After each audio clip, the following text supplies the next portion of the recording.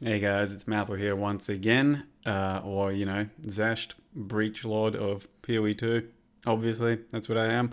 And off the back of a 13-hour day doing the new Keepers of the Flame League. Unfortunately, I did not put up a starter video, which I was kind of hoping to do, but as you can see, cosplay kind of took a bit of time off my hands. And yeah, as usual, it is pretty last minute. And the reason for that is just because I'm never too confident or happy with the idea I have. And it usually just comes down to the last minute to decide, yep, I'll try and do that thing and just see how the fuck I can pull it off. So it was supposed to be Zesht. This guy here from PoE2 took me pretty much all day yesterday, underestimated how long it would take me to do this thing. And yeah, so I didn't get a starter video out. The good news is I ended up starting something that I wasn't really even like contemplating, and it turned out pretty good. So I'm going to, in this video, just go over my experience with the league mechanic, the skill I picked, or the sort of build I picked, and also the other thing that I was maybe going to play that can still be kind of a good starter, I think. So I picked a Assassin Poison Wander. I was going to just be kind of flexible with what was going to happen with wanding as an assassin and just go a poison sort of lifestyle.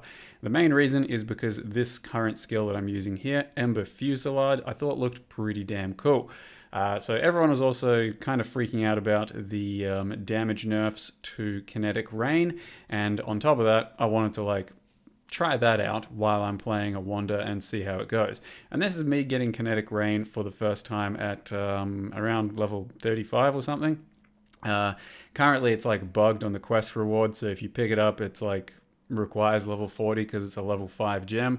You can take it down using a Orb of Scouring, Orb of Regret, and then start using it. So the numbers on the hit base of it aren't too good anymore. It still does something, and especially when you're going to be hitting hard enough, it'll still do something. It's more about the bubbles that it creates after it lands. It still hits pretty goddamn hard. Overall, I tried this out and it felt like a pretty fucking strong skill right from the get-go. I think building into it, or even the other version, should be pretty damn good, and definitely has a place in the game. I think otherwise you could even just incorporate this sort of thing into the build that I'm playing, which is Ember Fusillade, and have a sort of dual playstyle. But the main way I wanted to kind of play my build was pretty much just pure Ember Fusillade, because ever since I looked at it and then picked it up, I thought, this is actually pretty damn fun, and I want to go all in on this thing. So that's what I did. Basically, this character from level 1, well, from level 12 onwards, was Ember Fusillade up until the end of my stream, which was just getting to maps, and it was very comfortable throughout the entire game. So first of all, the actual mechanic itself is pretty fun and gives you a lot of XP, so we're fairly over leveled, and then you can actually craft some pretty decent gear and get lots of rares and certain uniques from the mechanic as well. So we are typically pretty over geared, over leveled, and it made for a very comfortable experience. So most of my breaches were fairly decent. There's a few different types of breaches, and I'll probably go over that a bit more afterwards. But there's a couple different types of breaches, and we had no real problems with those. The poison side of things for this build only really start to pick up once you get the Assassin Ascendancy, the second one. So you can kind of become more of a crit base or start using all of your damage towards your poison. So I tried to make this thing as poisonous as possible, from the get-go. Realistically, it doesn't really matter too much until probably around level 50 or 60 to become poison. So you may as well just stack some flat damage, whatever you can, Fizz, Ellie, whatever it is, and then just use wanding stuff, because the wanding stuff by itself is pretty damn good. We start going crit pretty early on, but it's only once you get the good poison nodes, the crit nodes, and then perfect agony all together that you can really start to see some good poison damage. As you can see, the skill itself is pretty similar to what PoE2 has for Fusillade. You fire up a few of these little projectiles. They will fire off after you don't use your skill for I think by default 0.7, something like that. So it's a bit of a play style that takes some getting used to, where you know, right click, get a few projectiles going, and then stop for a second. It fires off. It's got built-in chain. It's got some AoE, so it's a pretty strong skill functionally right from the start. And I think it has some pretty big potential for the end as well. Likely, Kinetic Blast is still going to be the best sort of wanding thing out there, but I think this has potential to be fun and pretty effective, and likewise with Kinetic Rain as well. So overall, I think Wanders, I don't think you can really go wrong. You know, if you're going to be Elemental, Mana Stack, Chaos damage, Fizz damage, all kinds of crazy shit, I think Wanders are just going to be doing a pretty good thing so far, from what I can tell, this current league. So this is an assassin starter, and I think it went pretty well thus far, and I'm very happy with how I'm going and what I'm going to show you hopefully in the next coming days. This is the character I did a slight test run of to kind of do some spell slinging stuff as well, and it's basically the exact same template, so you can take this same character I was just then playing and just put a couple of spell slinger things in and make them poison as well. So in this case I had Blade Fall and Blade Blast, and if you take the damage node that lets you poison from all your damage, then you can pretty much put anything you want in Spell Slinger. So it can be a pretty versatile build. In this case, it was just Kinetic Blast with those two blade sort of skills, and it worked pretty well. This time around, though, for the actual league launch, I wanted to do just pure wanding, so I haven't done any Spell Slinger stuff just yet. But keep that in mind that you can easily do some Spell Slinger stuff and may even end up being better.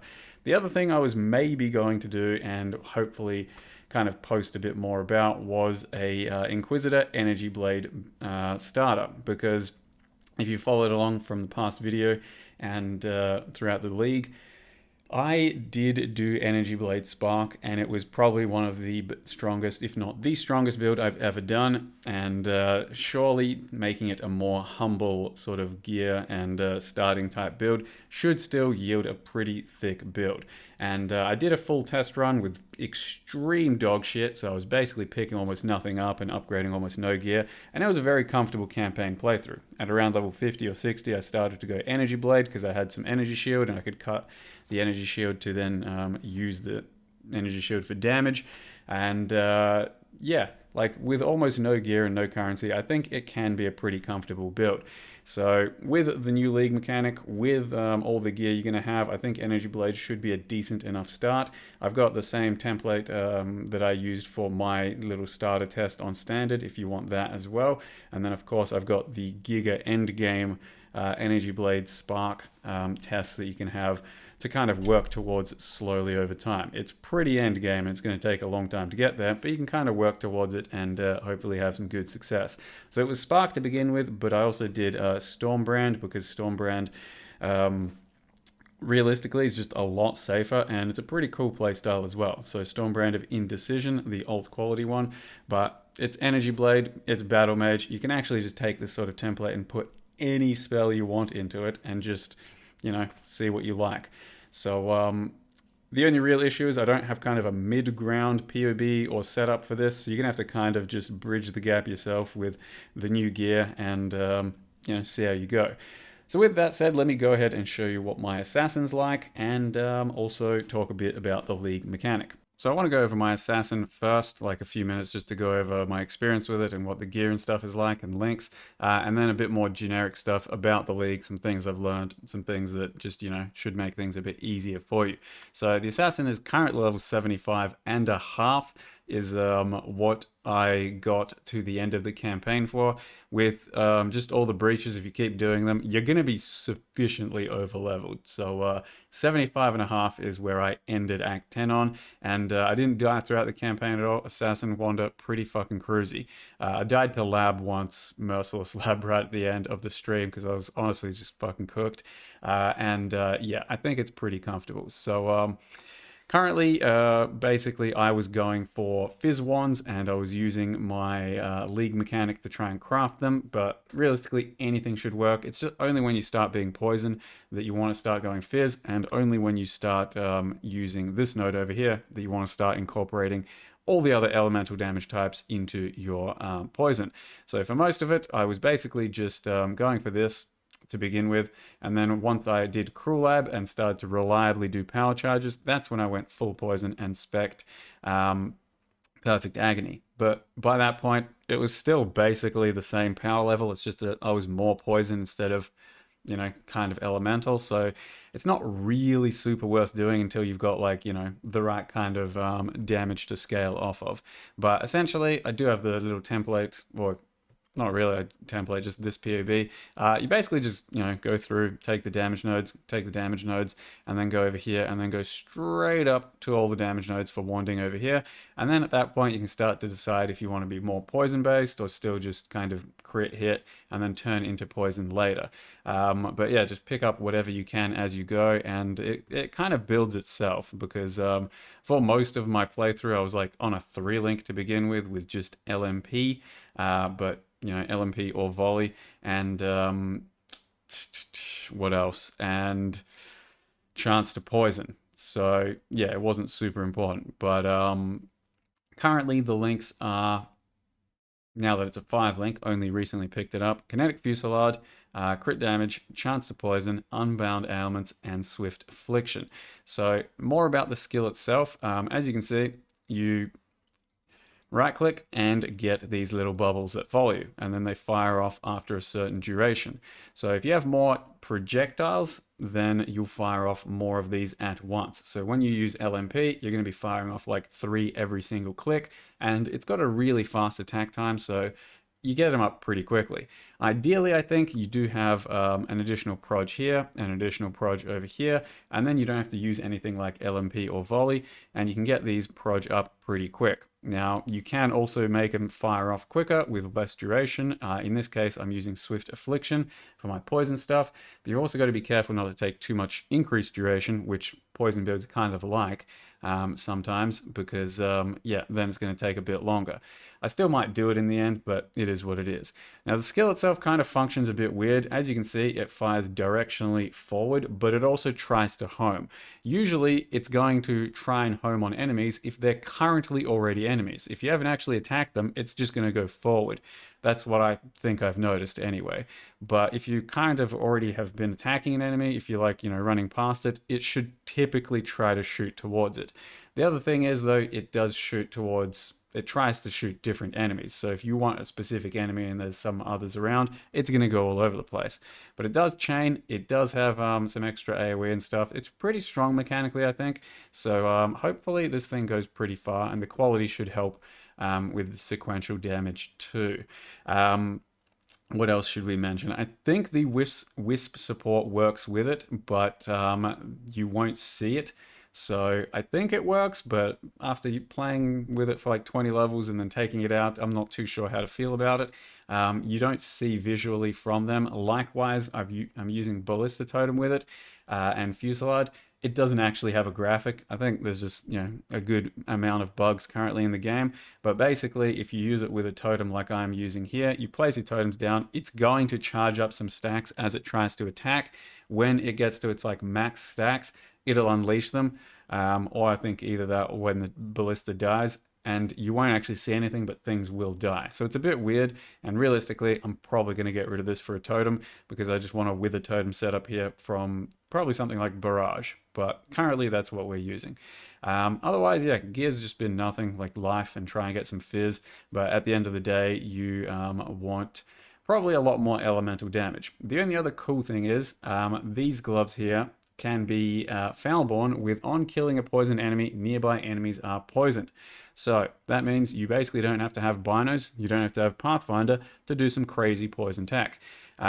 It's not too insane on this build at the moment because I don't have good poison duration, I don't have super big poison damage, but obviously you've seen what happens when you have something like Viper Strike of Mamba, good duration, super big poison damage, it annihilates screens. So that's still going to be kind of the goal here. And yeah, these things were not too expensive, and I think there's going to be a lot of them throughout the league because it shouldn't be too rare of an item. But that's currently what I'm using. It's not a game changer for my build just yet, but it probably will be eventually. So aside from that, yep, I've tried out Kinetic Rain a bunch, and it's still pretty good. If you want to play that, you can. And I probably don't really need to mention too much else aside from talking about the league mechanic.